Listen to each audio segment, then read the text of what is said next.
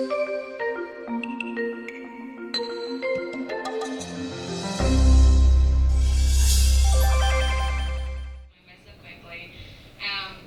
so attendance will be taken through the WebEx link and also through the sheet that Joe has in front of him.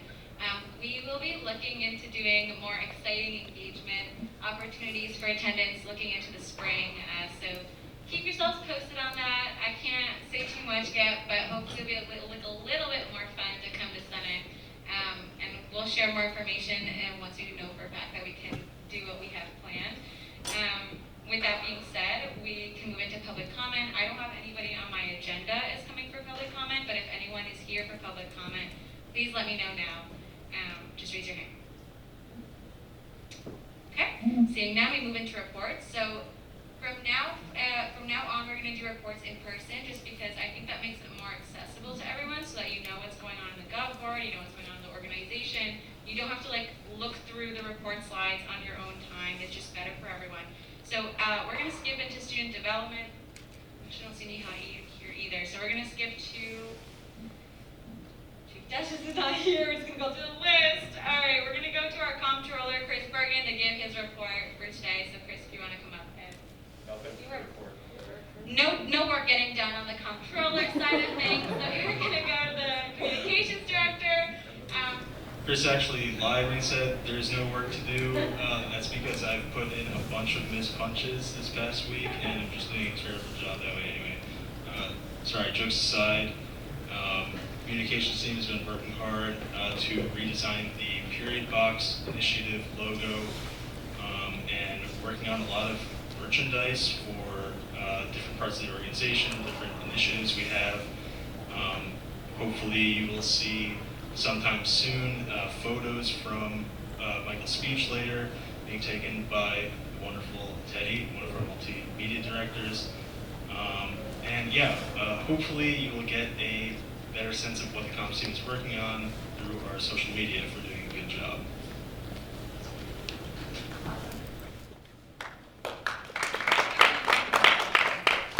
Okay, so you definitely do not need to clap after every report. I'm just going to say now because you're going to get so tired of clapping by the end of this. Although I'm sure everybody appreciates the claps. But I'm going to go over a few of the reports that got texted to me from members of the Gov board who are online right now. The first is from our Chief Justice, Holly Ann. So she says that there are possible revisions of funding policies taking place. Surprised that someone on the Gov board didn't mention that. And we've had 15 appeals submitted over the semester, 6 were dismissed, and we heard from 9. Last year there were 2.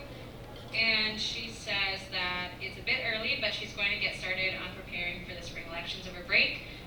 So she's thinking of releasing the packets when we get back. So if you are up for re-election in the spring, meaning if you are an academic senator, residential is the law. If you're an academic senator, you are probably up for re-election in the spring. So if you're interested in that, keep an eye out for the packets because those will go out then. And if you have friends or other people in your community that you think are interested in USG, that might also be something you want to pass along. Okay, now I see that our lovely External Affairs Director, Lily, is here. So Lily, if you want to come and give your report, whatever you have. Yeah. I got a little lost. I don't really have much to report, just that for the last time, hopefully the Deputy Director application is going to be open on JobX. If anyone's interested, please email me with any questions. Awesome, and I also saw Alexis come in, so if you want to give your report for services, come on in. Hi everybody. So I know that a lot of you have said that you were interested in the mental health initiatives.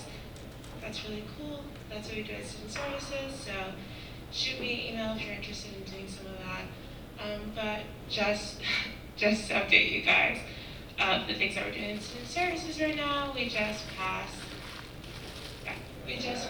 a lot of the preliminary stuff so that we can move towards doing mental health workshops.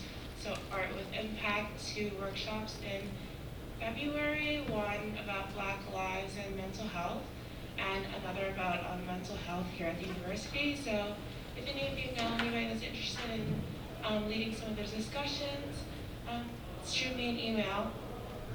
What else?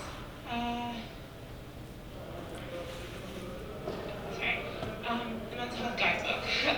For the mental health guidebook, we were thinking looking at printing physical versions to give out to students when they come to Shaw so that they can have a book of resources. If any of you centers will also work on that, hit me up again. And yeah, that's pretty much it for now. Oh, also, the period box survey is gonna come out, James? Tomorrow. It's gonna come out on Thursday tomorrow. So for those of you who menstruate, fill out the survey to get some free stuff next semester. Love you lots. Okay, and last but not least, we have Neha, who is our Student Development Director. She says that the International Day of People with Disabilities event is 12/10 at 6 p.m. And they've invited Tony Memel, I hope that I pronounced that correctly, who is a disabled musician, and he'll be doing a performance/Q&A. Okay, so if you have questions for anybody that has presented so far, and if they're not here, you can just let me know, or you can email them at their USG emails. Otherwise, if you have questions for anyone who has given a report so far, feel free to ask them after Senate. We're going to move into the report of the Vice President, so if the Vice President would like to come up and give his report. Good to see you all. I hope your break was restful and you feel rejuvenated for finals. Not much to report today, just about Husky Market and some other stuff we've been working on. Husky Market is reaching its final phase, which is the actual ordering of the gift card, which is super excited. Have had a lot of help from my good chief of staff, Peter, on that, and everyone else in USG who, and Praxis and their organizations that are also part of that. So hopefully we'll have all those gift cards ordered and then in by next week to be delivered by the end of next week. That'd be awesome, and hopefully it works out. In addition to Husky Market, Michael and I have also been working on an audit of the funding staff, in which we are finally putting together the last bits of the report to finally be able to have a full comprehensive look about how we can do things a little bit better on all fronts. I think there's also a million other little things that aren't worth even mentioning in the report, but I hope you're all doing well. If there's anything you need from me and the Office of the President, please just let me know. Thanks. Bye. All right, so with that being said, we're going to move into the report of the Chief Diversity Officer, who has a very special one today. Michael, if you want to come on up and give some context. So can you guys hear me? You guys are awesome. So today, my report is going to actually be the state of diversity. For those who don't know, this is the first time that the Chief Diversity Officer has done this.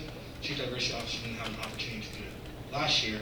The state of diversity is essentially my report to the Senate each semester about what our state of diversity here is at the undergraduate student government, diversity, equity, and inclusion initiatives that we've done this semester, kind of recapping the year and calling on some action items for us to consider in the very near future.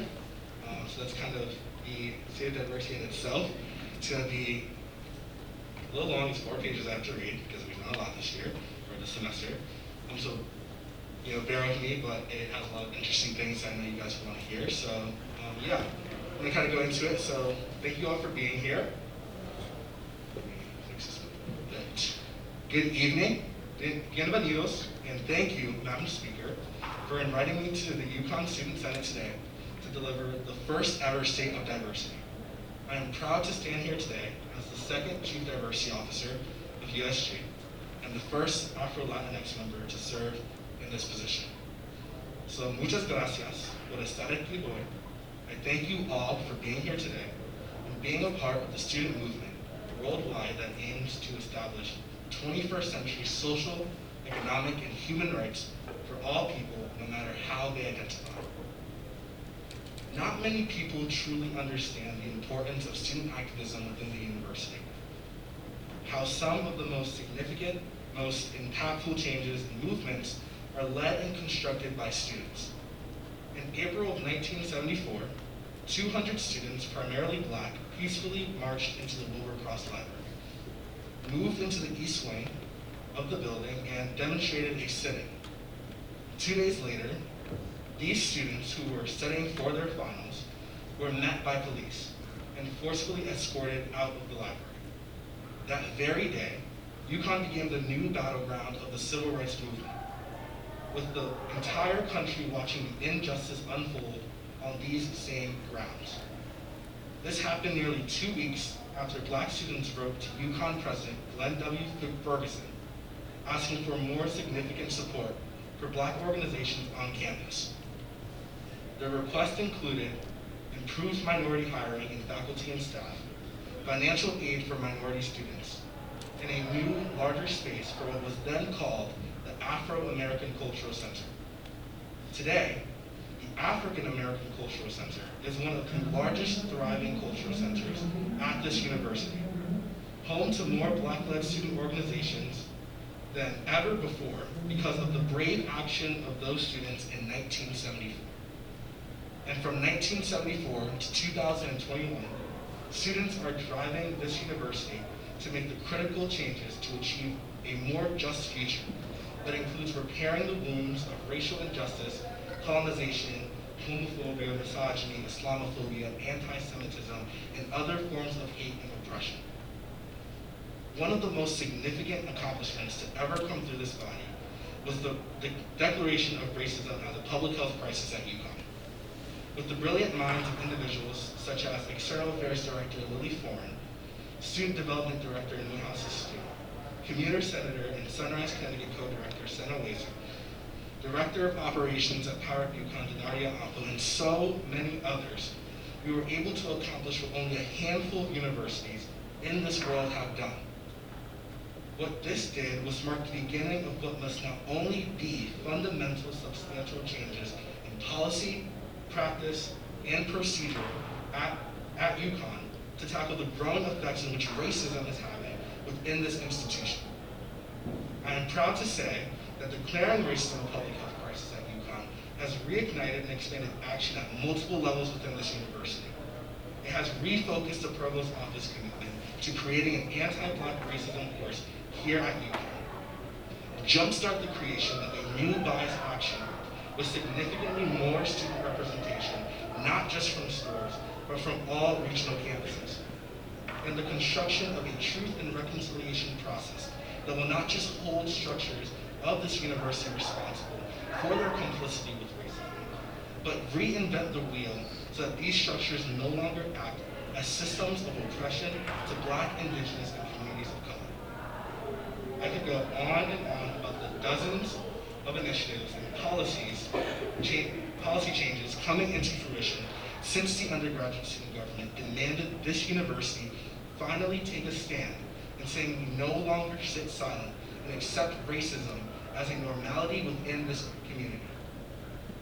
Now, after years of paralyzing politics, infiltrating our means and function as an organization, after coming to terms with the hard truth of our past that includes neglect for its marginalized and oppressed identities, this year has been a transforming one. Reimagine, reinvest, rebuild. Those were the words that made their way around UConn on February 12, 2021, as Mason and Ethan announced their candidacy for president and vice president of the student body. When I decided to run for Chief Diversity Officer of USG, there were many things I took into perspective, both personally and professionally. What prompted me to choose what allows me to be here today to speak with you all were those three words that still ring loud today within every chamber of this university. I cannot be more grateful for the leadership and teamwork of Mason and Ethan in helping create a new future for this organization. Now, it has not been easy. We inherited an organization, one of great division, a crumbling foundation, and paralyzing instability.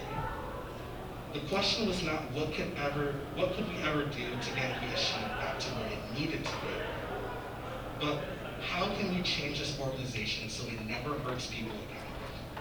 How can USG be the organization that fulfills its one true mission in representing and helping students in the best way possible? It meant reimagining how we communicate with each other in difficult times, reinvesting ourselves and our budget into initiatives, programs, and campaigns that have accurate and precise benefits to students, and rebuilding our structure from the ground up, opening ourselves to criticism, and making space for young, new, energetic voices to lead. This semester, this year, it's been more than just transitional. It's been defining. Because of the brilliant minds of Ethan Worsler, Alexis Charles, and the Student Services Committee, along with our amazing and dedicated partners at UConn Praxis, USG was able to expand Husky Market to be one of the most extensive programs in UConn history to address student food insecurity and put money directly in the hands of students. With the great minds and constant dedication of Sage Phillips, Zoe Blevins, and Sammy Gove, we are closer than we have ever been to finally establishing what is long overdue, a Native American Cultural Center.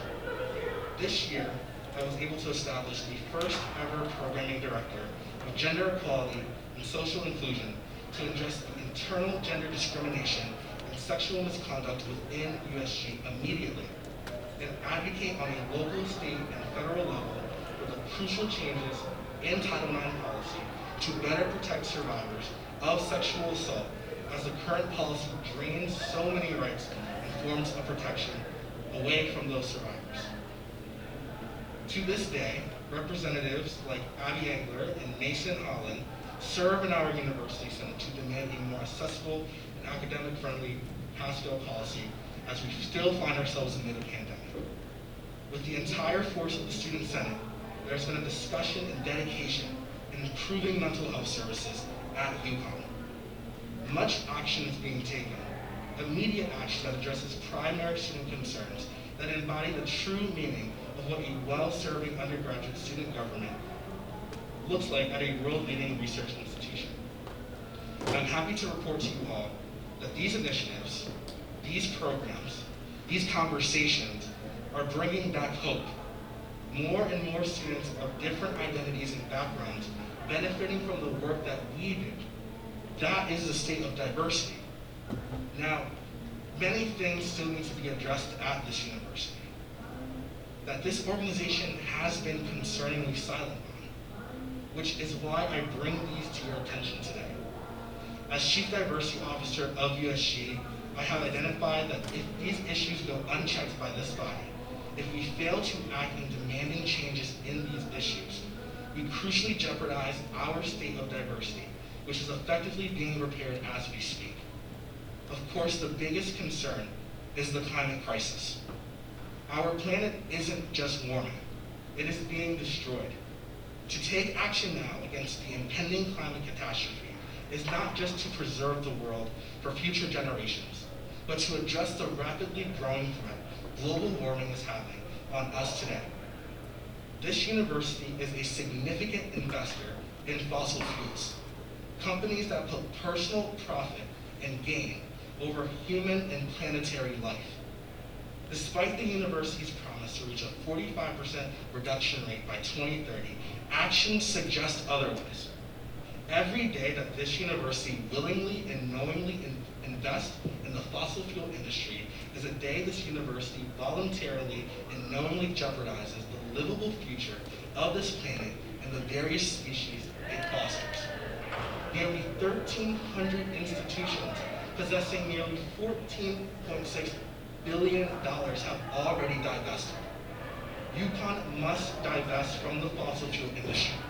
It must accelerate investments in universal renewable energy and produce a faster reduction rate of our carbon footprint. This also includes reassessing our means of transportation, transitioning to electric systems of travel, opening the doors to external companies to provide electric scooters and bikes for easier, more accessible, and environmentally friendly transportation for students on campus, and using all the money that UConn amasses for parking tickets to address meaningful ways for students to travel to campus without being penalized absurd amount of money.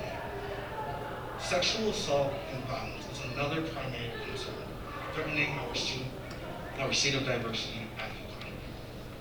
UConn and its police department's response to sexual misconduct and assault are undeniably irresponsible, irrational, and harmful to students. In 2014, UConn settled a $1.3 million lawsuit with 5 survivors of sexual assault due to its handling of sexual misconduct at the university, and was one of 67 institutions to be put under review for its handling of such cases. In 2016, UConn was tied with Brown University with the most rape reports in the country. 43 reports filed to the university in a single academic year. That same year, 1 in 10 female students at UConn had reported being sexually assaulted at this university. To this day, little change has been done to address the serious challenges that jeopardize student safety. Mental health resources are treated as a low-tier priority. Meanwhile, the continuing militarization of the UConn Police Department, the same police department that has told women they are at fault for being raped, sexually assaulted, or harassed, makes more students feel unsafe than protected. USG must take action in demanding the reassessment of those who respond to sexual misconduct, what resources can be available for the survivor, advocating for changes in Title IX policy to ensure protection for survivors, and an entire reassessment of the UConn Public Safety Department. There are many issues that I know can be addressed, and these are just two. First, we must take time to assess the problems we see immediately impacting students every day. Second, I challenge and call on all of you to speak with your constituents, create focus groups, go to your committees, write legislation, and be the voice that drives change to the greatest extent. Our state of diversity depends on all of us to act as a collective, to achieve what many say is unachievable. Thank you all for listening to me today. Madam Speaker, I thank you for inviting me to speak today. To the undergraduate student government and to the entire student body, this is our state of diversity. Thank you.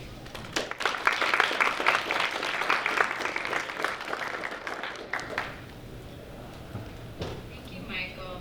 It's really nice that we are finally able to do this, and we are all witnessing history because that was the first ever statement of diversity, so thank you again.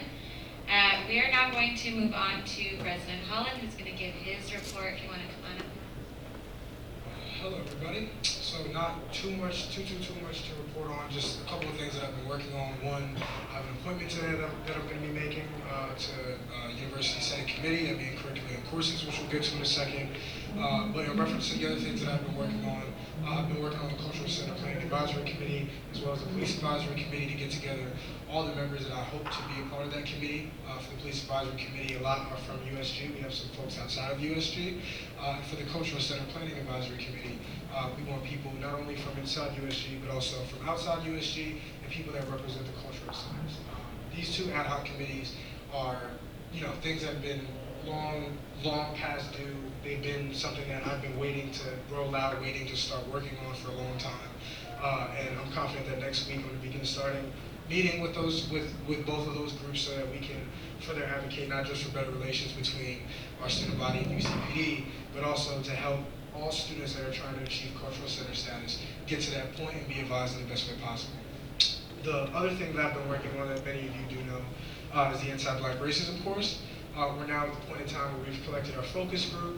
We're waiting on the University Senate SEC chairs in conjunction with the curriculum courses, Scholastic Standards and Jedi chairs, to have a meeting tomorrow and determine who from the committees, both faculty and USG members alike, who will be a part of that committee, who will be determining what the ABR course will look like, what it will necessitate, what are the components going to be. And the real work begins for that after tomorrow when they all meet and when we figure out who's on it and who we have to talk to. And I'm very excited to be working on this.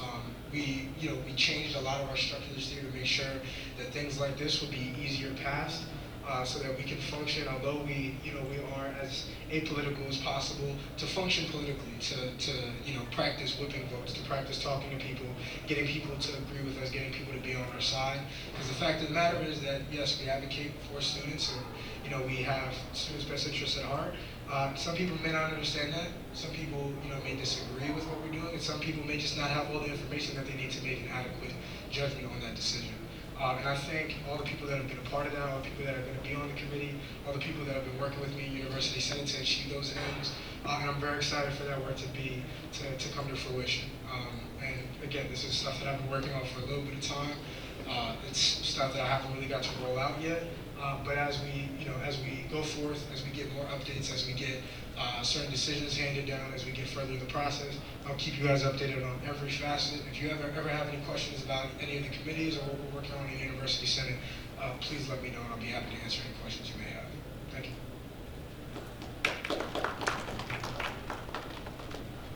Alright, so we're going to skip through my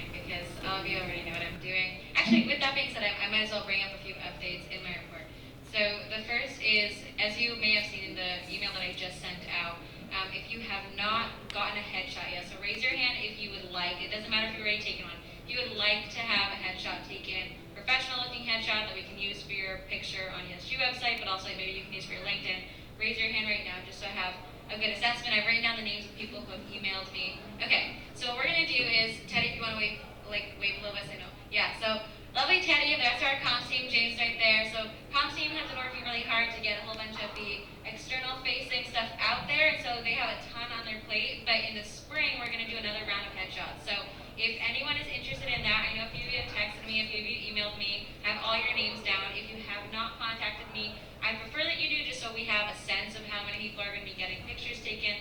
But we're going to do a day in the spring. I'll give you some days in advance so you know about it. I would not spring it on you the day before, but I did want to have a sense of how many people would want that. The other thing to know is that, I guess we can talk a little bit now. So Senate leadership is going to be doing some incentive programs to make it more exciting to attend Senate next spring. So one of those things is going to be a drawing. We're actually doing two different types of drawings. The first is going to be for a big prize that we will unveil probably in the spring. We're going to keep you on your toes, but we're going to do a drawing for a larger prize, and that's going to be open to anyone who has submitted or who has proposed legislation on the Senate floor. That includes if you've already submitted legislation, so for the very few people who have already submitted legislation, you are in for the drawing. If you haven't already, you have plenty of time, and I think last Senate was indicative of the fact that many of you have some amazing ideas, and I expect a lot of legislation hitting the floor pretty soon. So yeah, the minute you drop some legislation on the Senate floor, you are in for that drawing. And we'll talk more about it in the spring.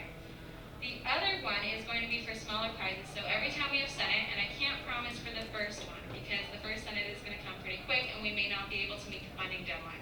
But for the rest of the Senates, our plan is to do smaller drawings. So if you stay for the whole Senate, the minute you come into Senate, we'll do like a, sort of like an attendance thing. We'll put your name in the drawing, so you're automatically in. If you stay till the end and we draw your name, you get whatever the prize is. If you're not here, we'll just do another drawing for whoever is here. But that way, if you stay the whole time, as many of you do, you get some sort of an incentive and some sort of a reward. So not everyone does that. Kudos to you if you do. So those are two little things that we have in the works. We're also going to be looking to get food at caucuses and Senates because people get hungry and Senates run long. So hopefully we can do that. If you have any recommendations for me, feel free to text me or email me. I can't promise that we'll be able to do that because we have to work around the union's policies on food. And I also can't promise that you'll be able to eat it during Senate because we aren't really allowed to eat within the ballroom. But you'll have some free food heading out, so that might be nice. Yeah, the other thing is that over winter break, I'm going to be looking to, so multiple people in USG are going to be working on the Constitution, so I'm going to be looking for senators who want to work on that. The Constitution is pretty large and it's pretty dry if you're looking at it face value, but it dictates all of the things that you do as a senator. So the ability to be part of that process to rewrite the Constitution, that's permanent. That's something that you can tell your kids about if you care. So I would highly recommend taking a look at that. If we have time, we can do a little bit of scoping out what that means for you as a senator, maybe what that means for your legislation, your ideas. But just so that that's on your radar, the Constitution will be sort of like being worked on over the winter break, and that might be something you might be interested in getting involved in. Okay, any questions for me or for anyone who has given a report today in person? Okay, all right, so with that, we're going to move into the voting items. We are first going to discuss the minutes from 11/17. So any questions on those minutes? And they should be accessible to everyone. Let me know if you have a hard time accessing them. Okay, seeing none, any points of discussion? All right, seeing none, we're going to motion to pass them by unanimous consent. Any in opposition? Okay, seeing no objections, these pass by unanimous consent, and we're going to move to confirm Senator McKenzie to the University Curriculum and Courses Committee. McKenzie, where are you, my love? Okay, you don't need to get up, you can stay there. Mason, if you want, come give a few words on behalf of McKenzie. Like I said, I'm very excited because I know I've talked to Mackenzie a lot about USG. Mackenzie wanted to join, was interested in advocating for students since she got to UConn. And to be honest, that's why I appointed you. You're one of the people that is needed within this institution, within this organization. There's people like you that change and advocate effectively. and in understanding what we hope to accomplish this year in the University Senate, and the things we want to, the things we want to do and the change we want to bring. It's not only good to bring in people that are intentional about their activism, but also young, that are going to be here, when people like myself and Chris and Ethan and Michael and Irene leave, people that, that will have gained experience and will have worked on initiatives and projects that can be carried on, even when people like us are gone. And that's the type of individual Mackenzie is. And she always peppers me with questions, always seeking to learn more, always seeking to just be a better advocate, a better student representative. I'm very elated to appoint her. I know she's going to do a tremendous job.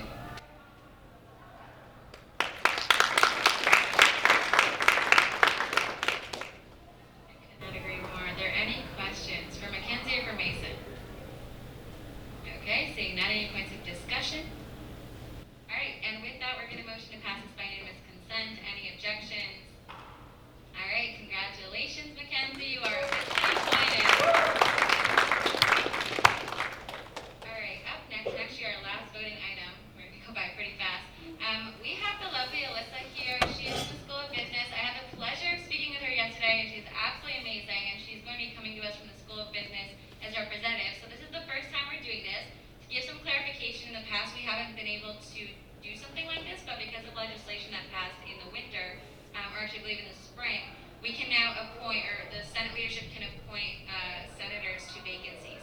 So typically School of Business senators are elected, but we had some vacancies. There are some School of Business senators in the student government right now, so hopefully we can all connect with Alyssa after this. But Alyssa's just amazing. She really cares about the issues, and I think she's going to do a great job. So Alyssa, if you want to come on up to the microphone and check if it's on. I think it is, but might not hurt to hit it a little, so we're definitely sure of that. Hello. Can you hear me? Yeah. Okay. Okay. So typically the way that this works is that the swearing-in process is conducted by our Chief Justice, but she's not here, so she's bestowed upon me the honor of doing it. Before we get started with that, are there any questions for Alyssa or for myself? Okay, seeing none, any points of discussion? Okay, seeing none, I'm going to motion to pass this confirmation by unanimous consent. Are there any objections?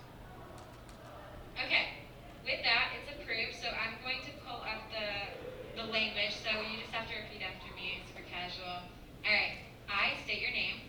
I, Alyssa, Do solemnly promise do solemnly promise to uphold the Constitution, to uphold the Constitution, bylaws, and rules bylaws, and rules of the undergraduate student government of the undergraduate student government at the University of Connecticut in Stores. at the University of Connecticut in Stores. I promise that I shall consistently I promise that I shall consistently and faithfully and faithfully earn the vote of the constituents earn the vote of the constituents whom I have been elected whom I have been elected to serve and represent. to serve and represent. Finally, Finally, I shall maintain I shall maintain a vigilant eye a vigilant eye on the welfare of the entire student government, on the welfare of the entire student government, that we may all diligently work that we may all diligently work together to successfully advocate for, together to successfully advocate for, represent, represent, and serve the entire student body. and serve the entire student body. Congratulations, you are. So if anybody wants to connect with Alyssa afterwards, she will obviously be here. I think it's a great opportunity to connect with someone new and introduce them to the org, welcome them in. Thank you for being here. And with that, we move out of our voting items. So I'm going to skip the discussion item for now. I don't know how much time we'll have for that. And I don't want to take too much time out of all of your day because I know we're getting closer to finals. So we're going to skip to the announcements. The first is that it's Eric's birthday tomorrow.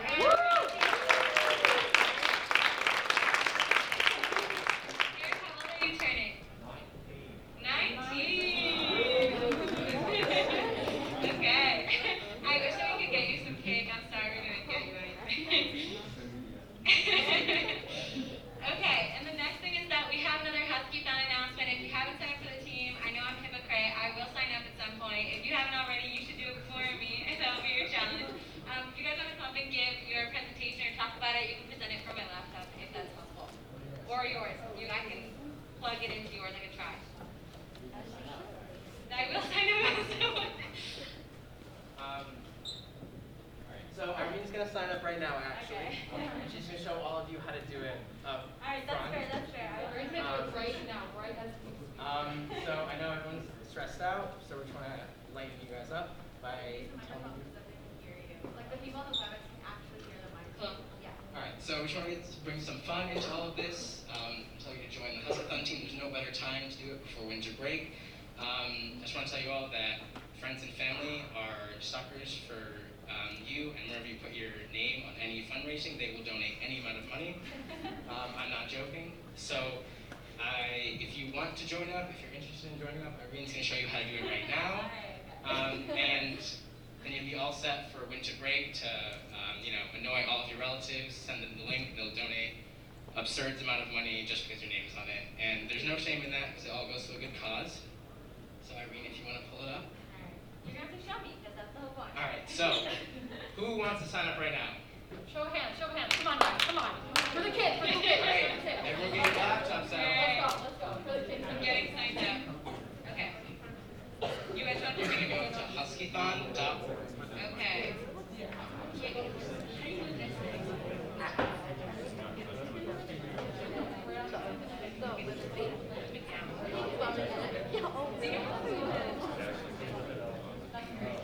You know how to move this stop thing with like opening a tab?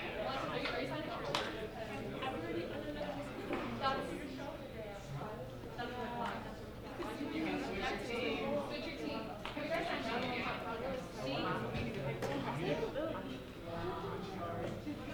I was thinking how to USG though, so.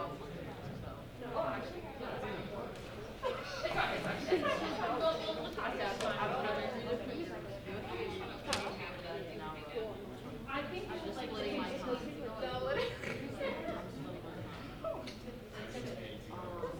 Does anyone know the keyboard shortcut to open a new tab?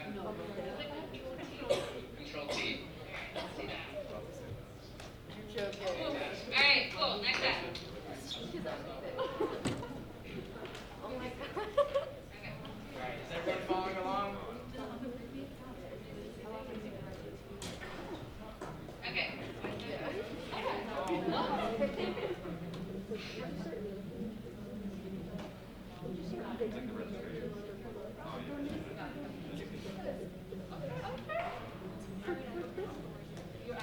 No, actually, because I want to go to Husky-thon. I'm not being forced to it, so I will. Alright. for the kids. Yeah. I don't know, your laptop doesn't want me to go to Husky-thon. Alright.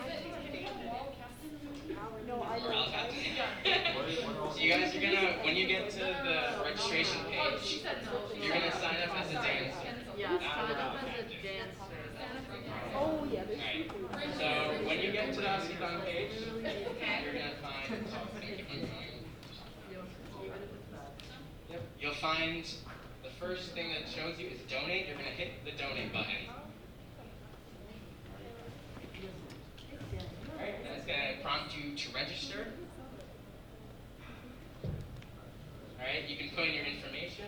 Use your favorite password. Yeah, nobody look.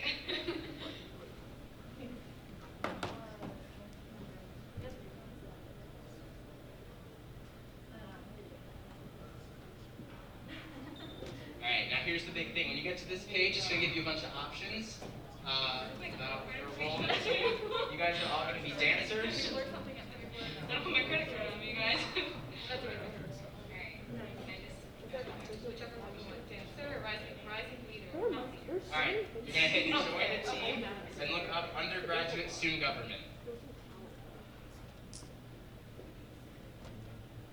I'm like 3 steps behind.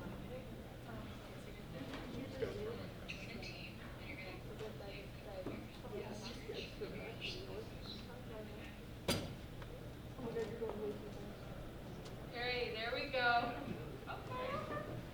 Once you get to all of that, it'll just be some information about your goal, some personal information, your t-shirt size, all that stuff.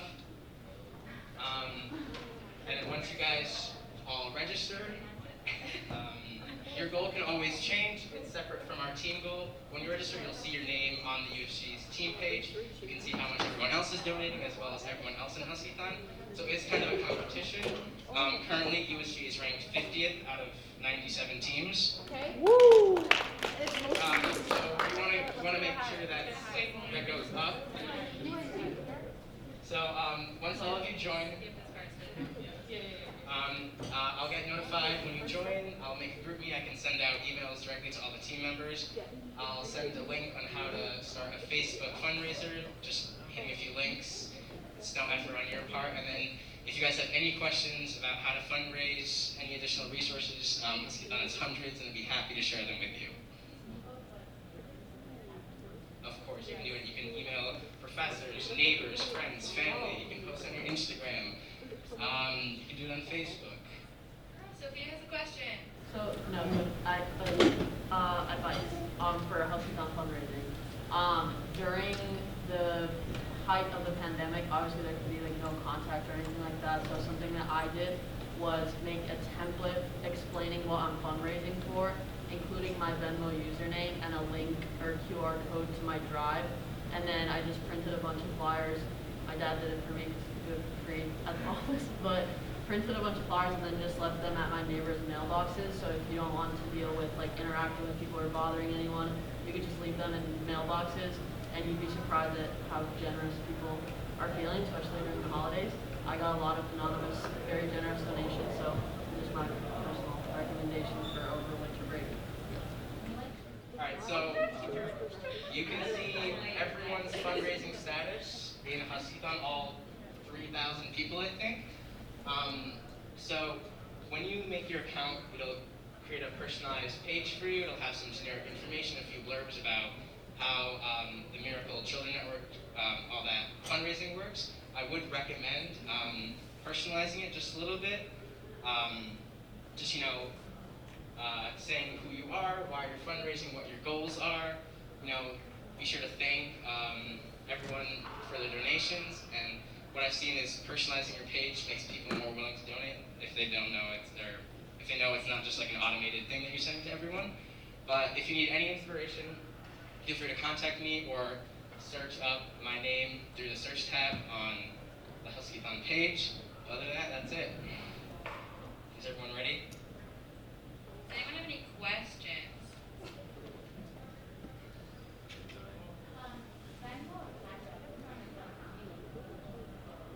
Venmo usually, but you can take any form of money really works. If like Venmo or Cash App doesn't work for you, you can figure out a way with Huskython management and they'll transfer money directly to your account. As long as there's some transfer of money, you should be able to get any form of donation. So for older people, if they want to write you a check, you can just keep the check and donate money to yourself. So if you go to my account, it'll say a bunch of donations that I've had. So like I donated to myself from Instagram donations. People who Venmoed me, they didn't Venmo my page directly, so I just donated whatever they donated to me to myself. So anything really works. Great question. Anybody else have any questions? Okay. Thank you for an amazing presentation. Is there anything else you guys wanted to talk about? For the kids, it's for the kids. Yeah. It's for the kids. It's for a good cause. It's going to be February 26th and 27th in the Field House, next to Gamble for 18 hours straight. It's going to be a lot of fun, and I hope to see all of you there. All right.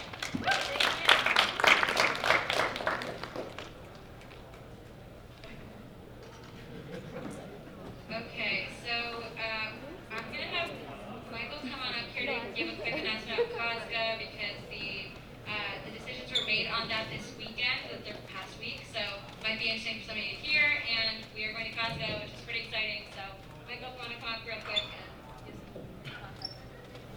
Hello everyone, so really quickly, we have 16 delegates who are going to be going to COSGA this year.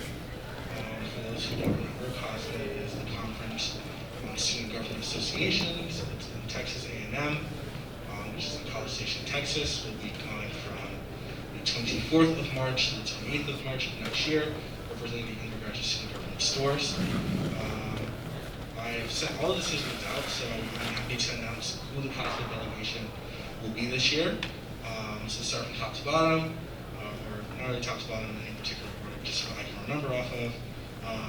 But the CASA delegation is Mason Holland, Ethan Wursler, Chris Bergen, our Chief Justice Howard Lau, our lovely speaker Irene, our Student Services Director Alexis Charles. I think that's 6 I got so far. Myself, Chrissy, number 7. One more person. Our lovely Board of Trustee, Student Board Trustee Noah Frank, and then through an interview process. Some of you applied to. We have Eric, who's one of our representatives. Anya, who is another representative. We have Peter, who served as another representative. We have, I can't remember off the list off the top of my head. Let me grab my phone real quick. We have a committee director, or not committee member named Sneha. Our senator, a senator of engineering, Marina Salinas. We have, apologize, I did not know Marina was going to call me up to do this.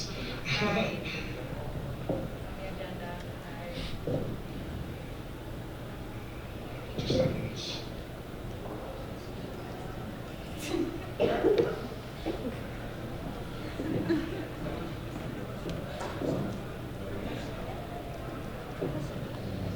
Okay, so just to reiterate again, so Peter, Anya, Eric, Marina, Mackenzie, Sneha, Carter, and then our not Chief Justice, but Associate Justice, Michelle, who serves in the judiciary, along with the 8 other people that I named before.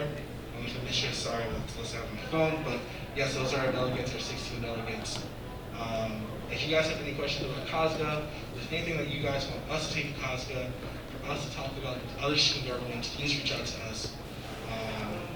Our mentors for the trip, Ethan and Holly Ann.